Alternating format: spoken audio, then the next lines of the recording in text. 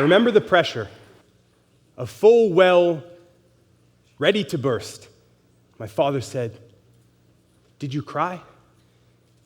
"I'm allowed?" I asked. "Yes." And that was it. A burst of gush-ready tears rupturing from my 9-year-old face. See, I'd seen the movie My Girl. And for those of you who don't know the story, trust me, it's a truckload of touching. It's a big sack of sadness, especially when you're the sensitive kid who's falling in love with the main character. But all the way through the movie, from new hormone hemorrhage to bee-sting beauty, I'd held it. Just another example of a boy trying to be a man. And by a man, I mean tough. And by tough, I mean unflinching, so I didn't flinch. I tightened my tiny 9-year-old muscles and held my tongue, held my tears as I held my tongue, held my head up as I started to run towards the type of man that I'd been taught to become, because big boys don't cry. So I didn't. I walked it off. From the movie theater all the way home, until I was given permission to let loose the storm, to call out the cacophony of all that I had hidden. And this is just one example of the finger traced along the pattern that keeps the pressure building, that puts fault lines in the ceiling of the emotionless buildings we're wielding as shields and as masks. 1 year ago, I released a video poem called "Masks Off, a Challenge to Men." And it's a poem that challenges men on the topic of gender violence and asks men to look at our own actions and see how our actions and our words perpetuate a culture of violence and rape. And the poem asks men, challenges men to take our masks off, to look each other in the eyes, to be more than a bystander, and to talk. And the poem struck a chord. And I found that out. I was on a road trip back from northern BC with my partner. We were in a mountain range in a snowstorm, the type of snowstorm that makes you forget the outside world exists. And we pull up in a small town in a cafe. I open up my phone, and bam, I've got hundreds of notifications. The poem goes on to get hundreds of thousands of views on YouTube, and I'm getting these deeply personal messages and thank yous from around the world. People starting to see me as a leader on the topic of masculinity and men ending gender violence. But all I had done is written one poem. I was no expert. And in fact, I knew that I still had a lot of hard personal work to do, even to live up to the words in my own poem.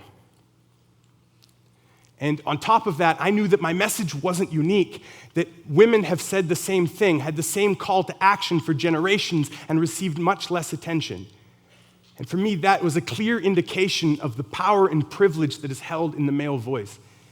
And that itself deserves another TED Talk. But there was something else there too, and something that became abundantly clear to me, and that is the need for more positive male role models in our society. And the fact that I'd just written one poem, and people were looking to me as a leader, that just illustrated it so clearly. But also, when people started to see me as a leader, it carved out space for me to step into and to start to become one. And that taught me that leadership is a process of becoming.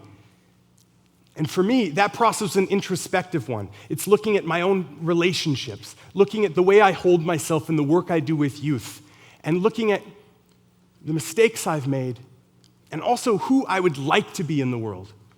And through that, I came up with 3 takeaways that I would like to share with you about role modeling and about leadership and about manhood. The first is that you never know what small moment, what micro interaction is going to make a lasting impression on someone. You never know when someone's looking to you, when someone's listening to you, when someone is learning from your actions, and when your actions are challenging someone, or when your actions are confirming with someone that their actions are okay. And we do that every day through our words, through our actions, and also through our silence and our inaction. And that way, we are all role models all the time, whether we want to step into that or not. And I think of coming home from watching the movie My Girl with my dad, and how my dad gave me the license to express myself. How my dad said it was okay for me to show my emotions. And that stuck with me to this day. But he doesn't remember it. It didn't seem like a big moment at the time. And sometimes your actions are making a big impact on someone else and you don't even realize it. The second thing is that I've learned that one of the most powerful things I have to offer in this world is my vulnerability. And that's as a man, as a poet, and as a role model. And I believe that as men, we can't do the hard work of checking our own actions and our own words and seeing how they're perpetuating a culture of violence and rape without also undoing the age-old cultural myth that stoicism and control are equal to strength. And so I aim to role model vulnerability in a way that will hopefully give others the license to do the same and hopefully be able to see that as a sign of strength. And the third thing is that I've come to realize that manhood is a process of becoming.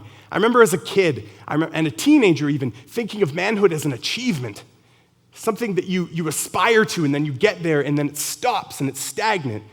But I've learned in the last 15 years, specifically through watching my father and watching my father grow gentler as he grows older, and the emotions come closer to the surface, tears come a little more quickly, a gentling into himself. Through watching that, I've learned that manhood, like leadership, is a process of becoming. And that's pretty cool because that means I still get a lot more growth to do, which is great. And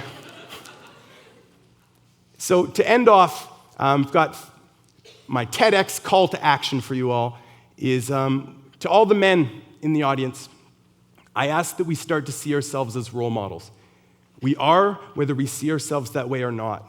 And that means there's space carved out for us to step into and for us to be leaders in our own lives, for other men, for young men, and for boys.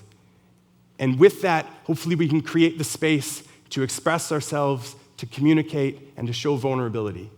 And for everybody, I ask that we start to move towards seeing displays of vulnerability both publicly and privately as a sign of strength. Thank you very much.